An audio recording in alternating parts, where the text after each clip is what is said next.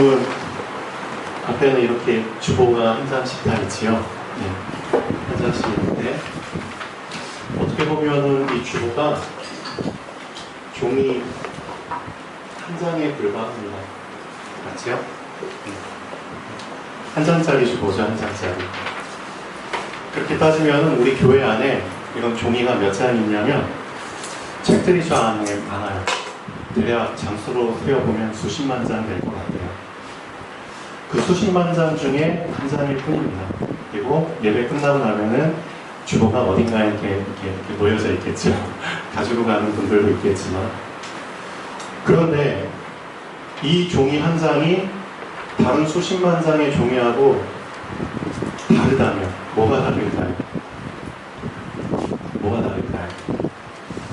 바로 이 주보에는 뭐가 적혀 있냐면 우리에게 주시는 하나님의 그렇습니다. 말씀이 적혀 있기 때문입니다. 그 어떤 말씀이 적혀 있냐면 한 주일을 우리가 살아가야 되잖아요. 그럼 우리에게 가이드가 되는, 그렇죠? 지침이 되는 말씀이 적혀 있습니다. 그래서 이 주보의 의미를, 그렇죠?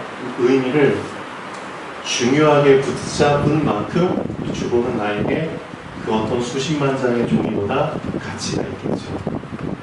맞죠? 제가 저희 집에서 가장 소중히 여기는 종이 한 장을 저희 집에 오신 분들은 아시겠지만 그 거실 벽에 하나 코팅해가지고 붙여놓은 게 있습니다. 그 종이가 어떤 종이냐면은 제가 이제 대학생 때 서울 쪽에서 할 때 요즘마다 이제 핵심 성가대 예원교회에서 핵심 성가대, 지금 강서로 예원교회 바뀌었지. 그때 강서로 교회였는데 그때 이제 핵심 성가대원 중에 한 명이었어요. 근데 이제 그때 우리 목사님이 좀 격려 차원으로 성가대원들 모두한테 자기 서명, 친필이 적힌 이제 편지들을 한 장씩 주셨어요.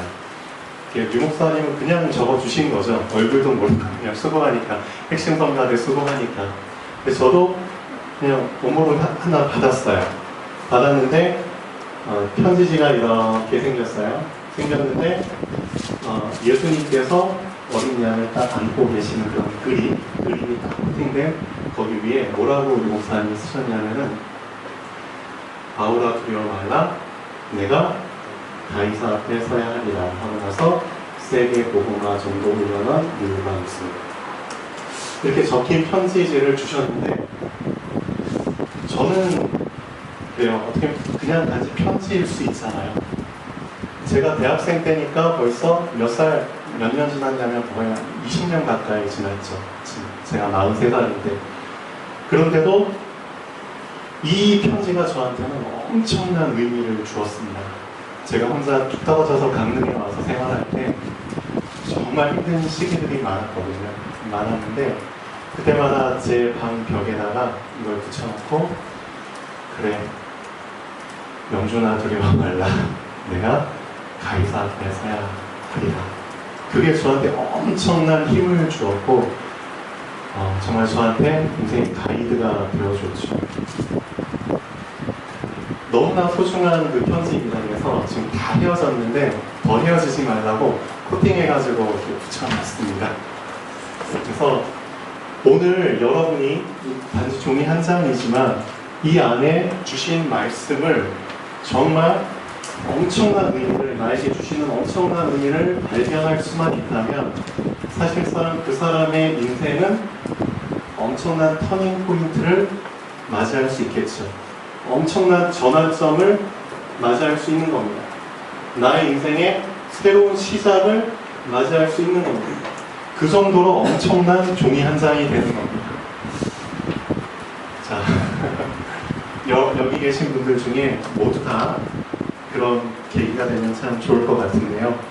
자, 오늘 두 가지를 정말 붙잡으시면 좋겠습니다. 저희 교회 1년 동안 메시지가 다 임마누엘에 초점이 맞춰져 있는데요. 분기별로 나의 임마누엘을 점검하는 시간을 갖습니다. 그래서 3달 끝나고 나서 4월 달에 그 임마누엘 점검하는 시간을 가졌고요. 지금 이제 벌써 1년의 반이 지났고요. 7월달 시작하고 있죠. 그래서 또 점검할 좀 시간을 가져야 될 것 같습니다. 두 가지를 점검하려고 합니다. 첫 번째는 결단에 대한 부분입니다. 결단에 대한 부분. 그 다음에 두 번째는 균형에 대한 부분입니다. 이 두 부분이 나의 입마회에 있어서 얼마나 중요한 영향을 끼치는지를 좀 많이 생각하는 시간이 됐으면 좋겠습니다. 자, 결단. 제가 제 인생을 돌아보니까 이런 질문이 나더라고요. 영준아, 너가 지금까지 인생을 살아오면서 결단이라는 걸 내려본 적이 있느냐? 그런 질문이 나더라고요. 내 인생에 있어서 내가 결단이라는 걸 좀 내려본 적이 있었나? 곰곰이 제 인생을 쭉 되돌아보니까 저 나름대로 결단을 여러 번 했더라고요. 그래서 그 결단들을 좀 얘기를 먼저 나눠보고 싶습니다. 어렸을 때 이제 좀 힘든 상황 속에서 살았어요. 다 힘들게 살아오셨겠지만 저는 저 나름대로 힘든 인생을 좀 자라왔는데 그때 저한테 나름대로 이런 생각이 들더라고요. 어떤 생각이 들었냐면은 엄마를, 그렇죠? 어리면 다 엄마를 좋아하잖아요. 엄마가 정말 힘들게 생활하시는 것을 보면서 어린 마음에 이런 생각이 들더라고요. 엄마를 좀 행복하게 해주고 싶다. 행복하게. 엄마가 힘들어하는 걸 보고 싶지 않다.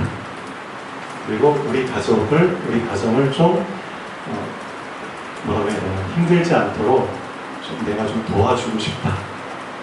그런 생각이 어느 날 갑자기 들더라고요. 근데 저는 그때 그게 결단인지도 몰랐어요. 근데 그 생각이 제 마음속에 딱 박히고 나니까 제가 어떻게 됐냐면, 그래? 엄마를 행복하게 하려면 어떻게 해야 되지? 제가 그때 붙잡은 방법은, 그래, 공부를 열심히 하자. 제가 할 수 있는 게 공부밖에 없잖아요. 그래서 공부를 그때부터 좀 열심히 했던 것 같아요. 근데 공부를 하다 보면은 많은 시간들을 친구들 만나게 되잖아요. 그렇죠? 또 어리지만 나름대로 어린아이들만의 사회가 있어요. 다 경험하셨죠?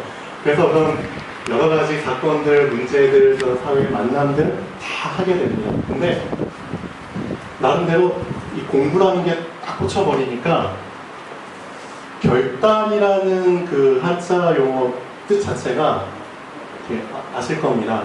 결단할 결, 무슨 단이죠? 맺을 걸 끊을 단. 네, 끊을 단. 끊는다는 거예요. 그래서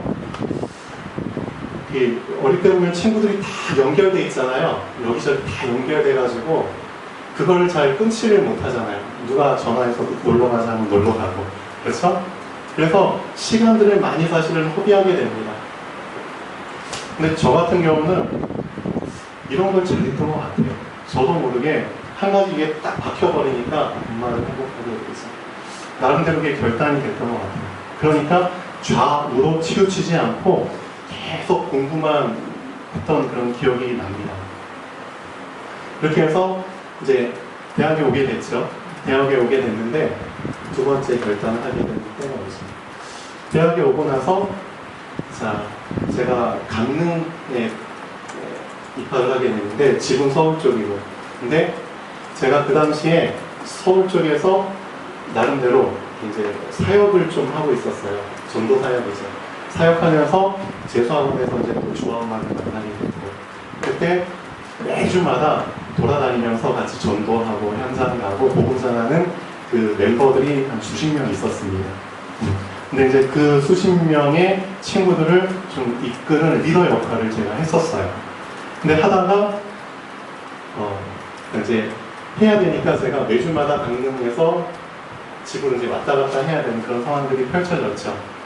근데 이제 시간표에 따른 결단을 하게 되는 것 같아요. 저는 그때 그 시간표 때는 그래도 하나님께서 대학 청년의 나이에 좀 복음에 대한 부분을, 전도에 대한 부분을, 현장에 대한 부분을 좀 많이 경험하라고 이렇게 문을 열어주셨구나. 그렇게 생각을 하고 몇 년 동안 참 열심히 왔다 갔다 했어요. 근데 이 시간표가 지나니까 어떤 목사님이 저한테 이런 말씀을 하시더라고요. 용준아, 너는 자, 지금 너가 하고 있는 학업에 있어서 증거를 보여야 된다. 장학금을 따라. 장학금. 그리고 너는 의사가 돼야 되지 않느냐. 그러니까 우수한 성적으로 전문성을 키워서 의사가 돼야 된다. 그래서 그 말을 듣고 겨울방학 때 제가 이제 결단을 내렸던 것 같아요. 그래. 그래서 하고 있는 사역을 진짜 다 끊었죠. 쉽지가 않더라고요, 진짜. 저는 이 시간표 때만 해도 복음 전하고 전도하고 현장에 가는 게 무엇보다도 중요했거든요. 근데 이 말을 들으면서 많은 고민을 했어요. 그러면서 결단을 하게 됐죠. 쉽지는 않았지만 그리고 나서 이제 학교에도 열심히 공부를 했습니다. 이제 서울에 아무나 하고 방학 때도 집에 있으면 그 강릉에 있으면서 방학 때는 또 학교에서 학생 실험실 학생 연구원으로 실험도 하면서 그런 시간을 가졌는데 이제 중간고사, 기말고사를 보면서 하나님이 저한테 증거들을 보여주기 시작하셨죠. 나름대로 결단을 하고 최선을 다하니까 진짜 하나님께서 장학금을 받을 수 있는 성적을 주셨어요. 그래서 그 장학금도 등급이 있잖아요. C급, B급, A급. C급을 받다가 B급을 받게 되고 A급을 받게 되고 이런 걸 받게 되니까 어떤 일이 일어나냐면 전에도 잠깐 말씀드렸지만 그때 제 동기들 다 말고기는 아이들이잖아요. 전국에서 똑똑한 애들만 몰려왔는데 근데 걔네들한테 예전에도 복음을 전한 적이 있어요. 틈만 나면 복음을 전했는데 안 들어요. 안 들어. 머릿속에 든 일이 많고 그래가지고 안 들어요. 근데 제가 이렇게 장학금을 받게 되고 성적 1등을 하게 되고 그렇게 되니까 애들이 저한테 그냥 알아서 이렇게 찾아와서 뭔가 좀 배우려고 동기를 가지고 찾아왔겠죠. 그런데 그렇게 얘기를 하다 보니까 또 마음이 열리고 그렇게 해서 제가 이제 강릉에 있을 때 여러 명을 이제 제가 다니는 교회에 같이 인도하고 같이 다녔던 기억들이 납니다. 그리고 나서 제가 이제 졸업을 했죠. 졸업을 하고 나서 이제 인컴 레지던트가 됐어요. 저는 이제 산업인이 된 거잖아요. 산업인이 됐는데 나름대로 이제 또 결단을 해야 되는 시간이 왔죠. 그래. 지금 돈은 얼마 없지만 이 하나님 나에게 주신 이 경제를 가지고 나는 어떻게 해야 되는가. 그래서 강릉에 RUTC 그때 이제 RUTC에 대한 메시지가 많이 나왔죠. 랩런트들을 살릴 수 있는 정말 랩런트 공동체 훈련장이 필요하다. 그 시스템을 세우자. 그걸 위해서 나는 식주인 역할을 해야겠다. 경제인이 되야겠다. 그래서 결단을 하고 작지만 저희 집에서부터 이런 가정에서 이제 이런 시스템을 만들기 시작을 했죠. 그때부터 우리 주엄마한테는 많은 상처가 됐죠. 사실은 이제 신혼 때니까. 사람들은 이제 한 명씩 데리고 와서 같이 공동체 생활을 하기 시작했죠. 저한테는 나름대로의 결단이었습니다. 이런 결단의 시기를 쭉 10년 넘게 갔다가 또 최근 몇 년 전에는 하나님께서 정말 이 지역에 필요한 센터 역할을 할 수 있는 곳이 필요하다. 많은 개교회들이 있잖아요. 근데 이제 교회들이 어떻게 보면 다 자기 개교회의 틀을 넘지를 못하는 거예요. 지금 현재 이단 종교들 또 많은 그렇죠? 흑암 시스템들은 연합을 통해서 더 세력을 확장하면서 자신들의 목적을 이뤄나가고 있는데 한 교회들은 다 자기 밥그릇 지키려고 개교회 그 수준을 넘지 못하는 거예요. 그래서 정말 이 많은 교회들을 좀 연결해 줄 수 있는 그렇죠? 연합을 좀 도와줄 수 있는 센터 역할을 할 수 있는 것이 필요하다. 지금 여기에 대한 이제 부분을 붙잡고 나름대로 결단을 하게 됐습니다. 그래서 지금까지 이제 쭉 흘러오게 됐는데 제가 곰곰이 생각을 해봅니다. 그래. 이런 결단을 해야 될 시간표에 내가 만약에 결단을 안 했다면, 결단을 못 했다면 지금 나의 인생은 어떤 인생을 살고 있을까 곰곰이 생각을 해봅니다. 근데 거기에 대한 답은 분명히 나오더라고요. 왜냐하면 제 주변에 결단하지 못하고 사는 사람들이 수두룩하거든요. 그들의 인생 보면은 다 뻔히 보이거든요. 결단하지 못하면은 이렇게 됩니다. 자, 하나님이 여호수아한테 주신 부분 한번 읽어보죠. 오늘 본문 말씀인데요. 여호수아 1장 7절에서 9절까지. 하나님이 여호수아한테 왜 이 말을 주셨냐면 결단을 하고 주신 말입니다. 맞죠? 결단하라고. 이제 가나안 땅 들어갈 텐데 너 마음 단단히 먹어야 돼. 결단해야 돼. 그래서 결단하라고 주신 말입니다. 근데 그 말 중에 이런 구절이 포함되어 있죠. 좌로나 우로나 치우치지 마. 좌로나 우로나 치우치지 마. 자, 그러면은 우리의 왼쪽에는 뭐가 있고 오른쪽에는 뭐가 있나요? 여러분 왼쪽에 뭐가 있고 오른쪽에 뭐가 있죠? 사람이 있죠, 사람. 내 옆에 사람 있고 내 앞에 사람 있고 내 뒤에 사람 있죠? 사람에게 치우치지 마. 그 사람에게서 뭐가 나오는 줄 알아? 사람에서 말이 나온다, 말. 엄청 많은 말들이 나와. 그 말들 중에는 지난주 메시지하고 연결이 됩니다. 사람의 말. 아, 듣고 보니 그러네. 그렇게 인정할 수 있는 옳은 말들도 나오고요. 틀린 말들도 나오고요. 정말 오버된, 과장된 말들도 나오고 정말 동기가 엄청 들어있는 말들도 나오고 참 별의별 말들이 다 나옵니다. 근데 그런 말들에 치우치지 마. 요즘 우리 교회 그 운산동 같이 이슈가 되죠. 근데 하나님께서 참 곰곰이 생각을 하면서 기도해 봅니다. 여러 가지 이유가 있겠지만 저는 이런 생각을 많이 하고 있습니다. 지금 현재 우리 김상윤 집사님께서 그 밭을 잘 메인으로 관리를 잘 해주시는데 그 밭 주변에 사시는 노인분들과 사람들, 특히 바로 옆에 있는 논을 가진 운산교회 목사님. 그래서 참 여러분들이 여러 가지 말들을 막 하겠죠. 많이 합니다. 근데 이제 그런 말들 중에서 아마 김상민 목사님이 본인이 스스로 소화할 수 있는 말들은 그냥 다 소화하고 넘겨가겠죠. 근데 본인이 좀 소화하기 힘든 말들은 마음에 품고 좀 힘들어할 수도 있고 그 말들을 저희들한테도 얘기를 할 수 있겠죠. 그런 걸 보면서 이런 생각을 좀 해봅니다. 사실상 그렇죠? 가나안 입성을 앞둔 이스라엘 민족에게 정말 이것보다 더한 상황들이 많이 있었을 거고요. 그때 이스라엘 민족들 숫자만 세어보면 장정만 60만 명 이상인데 아이들과 와이프들, 노인들 다 숫자 합치면 몇백만 명이나 되는 사람들인데 그들의 입에서 나오는 말들 참 각종 이상한 그렇죠? 말들이 다 나왔을 텐데 그런 말들을 누가? 여호수아. 이 여호수아 한 명이 지도자잖아요. 다 감당을 하면서 좌우로 치우치지 않고 하나님이 주신 미션을 그렇죠? 감당해야 되는데 그러려면 뭘 해야 되느냐? 결단하라는 거죠. 결단하라는 거. 진짜 결단을 딱 내리잖아요?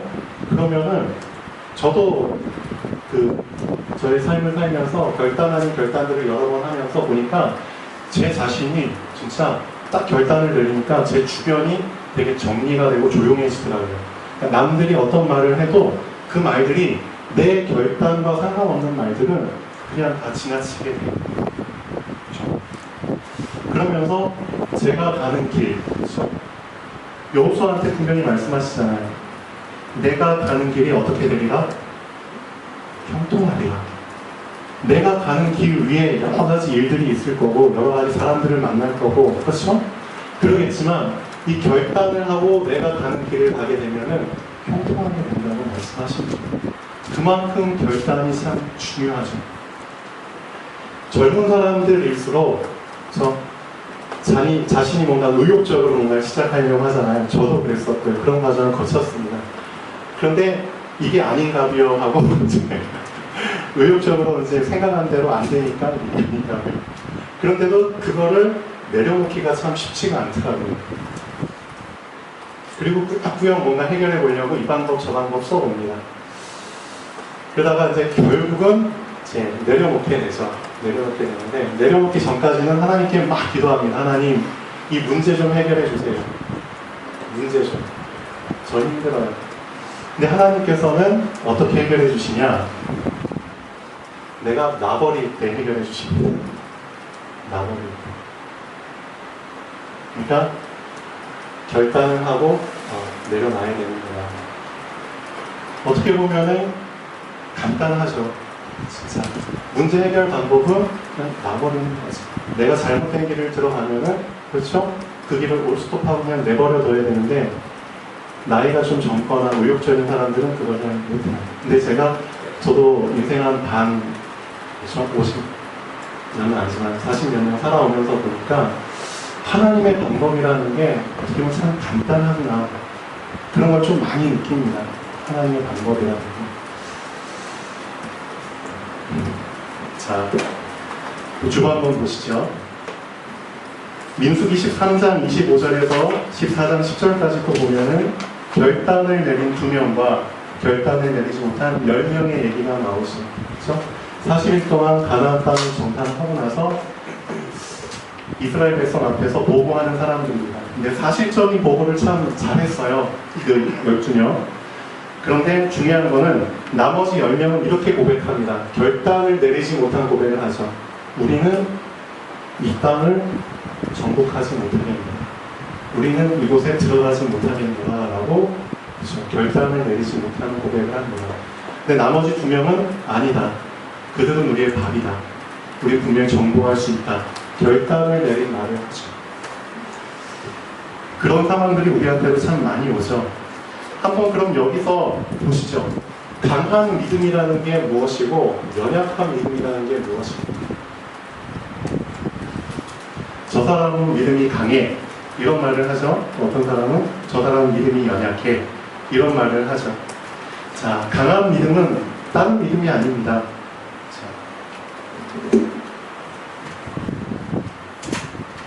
강한 믿음이라는 거는 다른 믿음이 아니라, 그렇죠? 현실과, 그렇죠? 하나님의 언약, 이 두 가지가 충돌하는 상황이 많이 일어나잖아요. 그럴 때 강한 믿음은 하나님의 언약을 붙잡는 겁니다. 그렇죠? 현실적으로는 맞는 말이지만 하나님의 관점에서 봤을 때는 틀린 말들이 많죠. 근데 현실적으로는 틀리지만 하나님의 관점에서 봤을 때는 맞는 말들이 많습니다. 그렇죠? 강한 믿음이라는 것은 딴 게 아닙니다. 그렇죠? 하나님의 언약을 붙잡는 믿음. 그리고 내가 처한 상황 속에서 하나님의 언약과 연결된 믿음.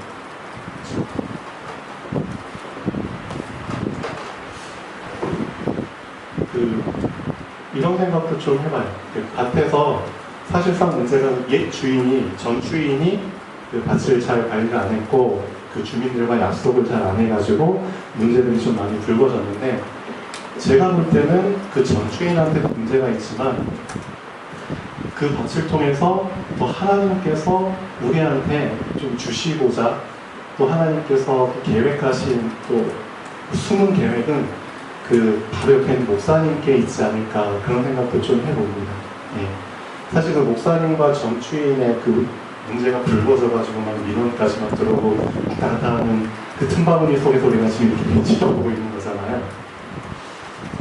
하나님이 이 목사님한테 좀 강한 메시지를 주시려고 하시는 게 아닌가, 그런 생각도 좀 해봅니다. 주변의 사람들이 다 알고 있거든요. 아, 이분은 목사님이에요. 그리고 용산동을 잘 담당하시는 목사님. 근데 목회자로서 어떻게 보면은 그 지역 주민들이나 성도님들, 그런 부분들을 그래도 좀 수용할 수 있는 그릇, 그렇죠? 이 그릇에 대한 부분이 좀 중요하다고 보거든요. 네. 참 별의별 사람들이 많이 있습니다. 자기 욕심 이루기 위해서, 그렇죠? 남 해코지하고 수단 방법 가리지 않는 사람들 당연히 있죠. 다 알고 있거든요. 근데 목회자, 그렇죠? 목회자라면 어떻게 대처해야 될까? 이런 부분을 좀 곰곰이 생각할 수 있는 하나님이 기회 주신 게 아닌가 그런 생각도 좀 해봅니다. 세상 사람들이 취하는 방법이 있고요. 그렇죠? 하나님의 사람이 취하는 방법이 있습니다. 그렇죠? 쓰는 방법은 사실은 다 다르죠. 왜냐? 우리는 하나님의 사람이기 때문에. 그래서 결단에 대한 부분, 이 부분을 좀 생각해 본다면은 하나님의 방법이 나오겠죠. 네. 여러 가지 생각을 좀 하고 있습니다. 자, 그 다음에 결단을 내리고 결단의 흐름 속에 들어간 다니엘. 자, 다니엘 통해서도 우리가 많이 배울 수 있죠. 다니엘서 1장과 6장에 보면은 결단이 나오죠. 1장에 보면은 왕의 그 제사상에 차려진 음식물 우리가 먹지 않겠다. 나름대로 그런 결단을 했어요. 근데 중요한 거는 결단을 하고 나서 그 결단의 흐름 속에 들어가 보니까 그 결단을 하고 나서 그 결단의 그 물줄기 속에 내가 딱 빠져 들어가서 그 흘러가는 대로 그냥 가다 보니까 하나님께서 이 결단한 다니엘에게 어떤 축복을 주셨냐면은 놀랍죠? 그 당시 모든 박수술객과 박사들, 그렇죠? 모든 엘리트들보다 더 뛰어난 지혜를 하나님께서 다니엘과 이 세 친구에게 주셨다는 겁니다. 이건 무시 못하거든요. 결단의 흐름 속에서 시간이 지나고 나서 보니까 하나님께서는 이 사람을 이렇게 세우셨다는 겁니다. 만약에 내가 이 결단의 흐름 속에 들어오지 않았다면, 그렇다면 이런 결과를 맛보지 못하겠죠. 어떻게 보면. 다니엘서 6장도 마찬가지입니다. 예, 사자굴 속의 다니엘. 그래서 결단을 내린 사람만이 사실 결단의 흐름 속에 들어갈 수 있고요. 그 흐름을 통한 결과를 맛볼 수 있습니다. 나에게 있어서 결단이라는 건 정말 중요하죠. 자, 그 다음에 두 번째, 균형에 대한 부분입니다. 자, 그 다음에 여기 많은 크리스찬들이 좀 놓치고 있는 부분인데요. 먼저 욥에 대한 부분을 잠깐 말씀드리겠습니다. 욥이 엄청난 고난을 받죠. 근데 욥이 하지 못한 부분, 해결하지 못한 부분, 욥이 내려놓지 못한 부분, 그게 뭐였냐면은 욥이 진짜 고난을 당한 이유는 딴 데 있는 게 아닙니다. 나는 의인인데 나는 항상 죄라는 부분을 염두에 두고 죄 문제 해결을 위해서 항상 깨끗이 살려고 하나님께 제사를 드리면서, 그렇죠? 항상 의인의 모습을 지키려고 살아왔는데 나한테 이런 고난이 왔어. 근데 욥한테는 어떤 생각이 있었냐면은 고난이라는 거는 하나님께 뭔가 죄를 지었을 때, 그렇죠? 의인의 어떤 그런 자리에서 벗어났을 때 고난이 온다고 욥은 생각을 하고 있었거든요. 근데 그 관점으로 봤을 때 도저히 해석이 안 되는 거예요. 나는 분명히 의로운 삶을 계속 살고 있었는데 죄로부터 멀어지기 위해서 엄청 노력을 했는데 왜 나에게 죄인이 받는 이런 고난들이 올까? 그러니까 이 관점이, 이 생각이 욥한테 아예 완전히 깊이 각인돼 있었기 때문에 해석이 안 되는 거예요. 해석이. 실제 하나님이 욥한테 고난을 주신 이유는 이 욥에게 각인된, 그렇죠? 한쪽으로 치우친 이 생각을 무너뜨리기 위해서 하나님이 하신 고난을 주신 겁니다. 근데 많은 크리스찬들이 한쪽에 치우친 생각에 너무 많이 몰려 있어요. 한쪽이. 한번 보시죠. 나는 어떤 부분들이 치우쳐 있는지. 자, 하나님께서 인간을 만드셨는데 참 재밌게 만드셨죠. 인간의 왼쪽, 오른쪽이 대칭으로 만드셨습니다. 대칭으로. 치우치지 않도록. 그래서 한쪽에는 나, 한쪽에는 하나님. 그렇죠? 나를 진짜 잘 알아야 됩니다. 많이 들은 말이죠. 또 하나님에 대해서도 진짜 잘 알아야 됩니다.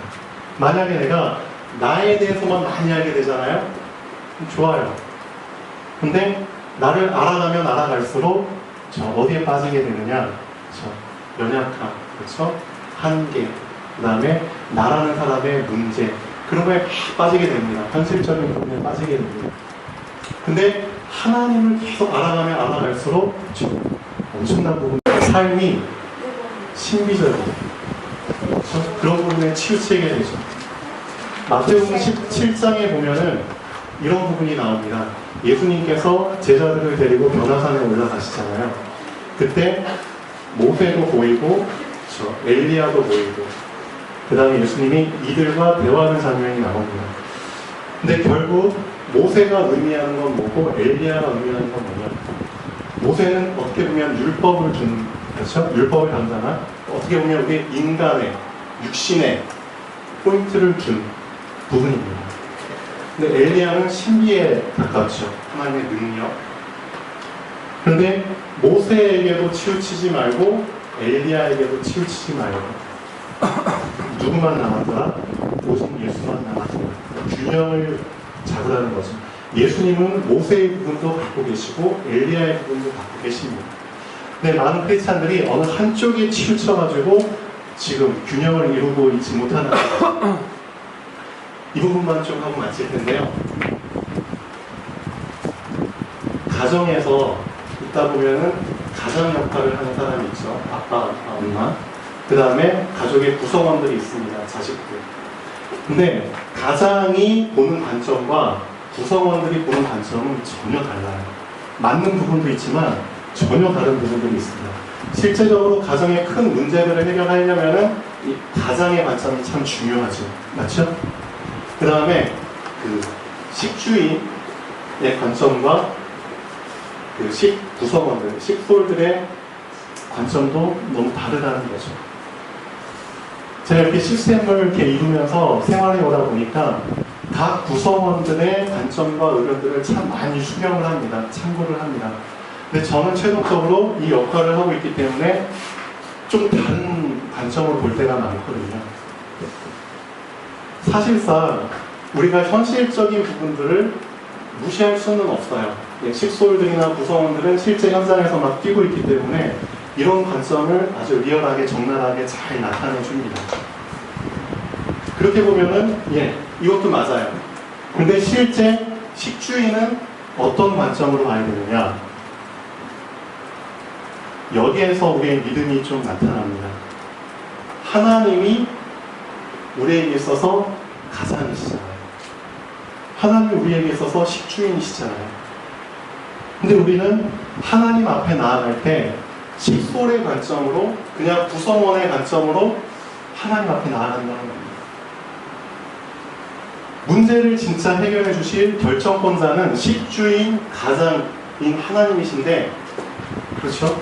이 하나님에 대한 믿음이 없이 그냥 나는 내가 갖고 있는 수준의 믿음을 가지고 하나님께 나아간다는 겁니다.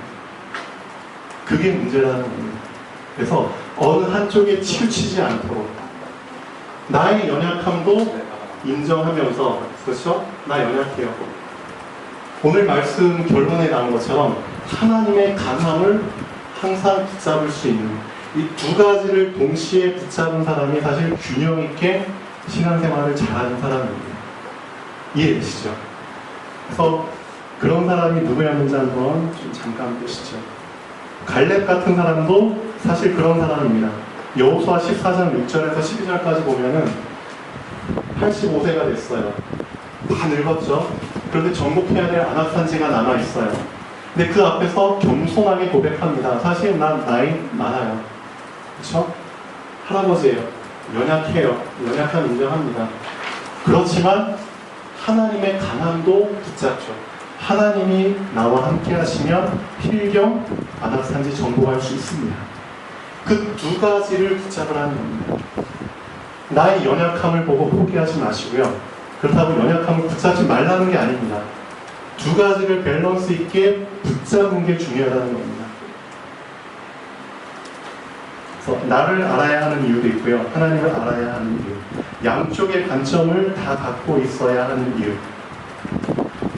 자, 그래서 욥이 사실상 자기의 관점을 가지고 해석을 하다 보니까 문제가 안 풀린 거죠. 이걸 그냥 내려놓으면은, 아하, 하나님이 나에게 고난을 주시는 다른 이유가 있구나. 하나님의 다른 관점, 다른 기준이 있구나. 이걸 붙잡으라고 하신 건데, 욥이 그냥 자기 관점에 치우쳐가지고 해석을 하려다 보니까 답이 안 나오는 거예요. 의인은 고난 없는데 왜 나에게 고난이 있지? 근데 그걸 내려놓으라는 거죠, 하나님께서. 그게 참 쉽지는 않습니다. 결론 보겠습니다. 결단을 내린 자에게 증거는 따라옵니다. 맞죠? 그리고 자연스럽게 증거를 가진 증인의 자리에 서게 됩니다. 근데 결단을 내리지 못한 자는 증거가 없는 증인의 삶을 살게 됩니다. 참 아이러니하죠. 증거 부재의 증인의 삶입니다. 분명히 하나님이 우리를 증인으로 불러주셨는데 딱 따놓고 보니까 쟤는 증거가 없어. 그런 크리스찬들이 수두룩하죠. 분명히 다 교회 다니고 좀 믿음이 있다고 하는데 따놓고 보면은 뭐라? 얘는 증거가 없어. 근데 본인은 증인이래. 왜 증거가 없느냐? 사실 결단에 대한 부분 이겁니다. 하나님은 진짜 결단에 대한 부분을 순간순간 많이 좀 사인을 주시죠. 그래서 결단의 흐름 속에 들어와야지만 거기에 맞는 증거들이 나에게 오게 돼 있습니다. 그렇죠? 그 증거들로 말미암아 내가 증인의 자리에 서게 되는 겁니다. 그만큼 결단 없이 사는 사람들이 많다는 겁니다. 결단이 있는 자의 임마누엘과 결단이 없는 자의 임마누엘은 어떤 차이인지 알고 계시죠? 실제적인 임마누엘과 개념적 임마누엘의 차이와 같습니다. 그렇죠? 결단이 없는 자는 사도 바울이 경건을 통해서 얘기한 것처럼 임마누엘의 모양은 있으나 임마누엘의 능력은 부인하는 삶을 살게 됩니다. 그렇죠? 나의 연약함을 항상 인정하며, 그렇죠? 하나님의 강함을 항상 붙잡는 자가 균형 있게 임마누엘을 누리는 자입니다. 오늘은 두 가지를 정말 점검했으면 좋겠습니다. 결단에 대한 부분과 균형에 대한 부분입니다. 자, 기도하겠습니다.